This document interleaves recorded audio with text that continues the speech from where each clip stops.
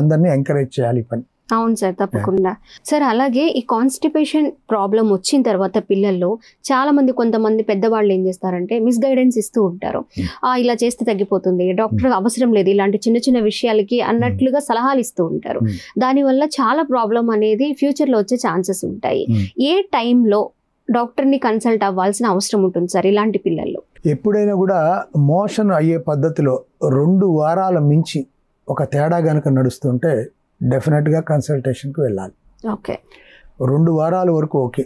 2 వారాలు కనుక దాటి ఇబ్బంది నడుస్తుంటే పిల్లలు ఎవరికైనా డెఫినెట్గా ఇది ఎందుకు జరుగుతోంది అనేది వెంటనే దాన్ని నిర్ధారించాల్సి ఉంటుంది. చాలాసార్లు కారణాలు చాలా చిన్నవిగా ఉంటాయి, కానీ కొన్నిసార్లు అవే చిలికి గాలివాలైనట్టు పెద్దవైపోతూ ఉంటాయి. అందుకని 2 weeks is the general waiting time.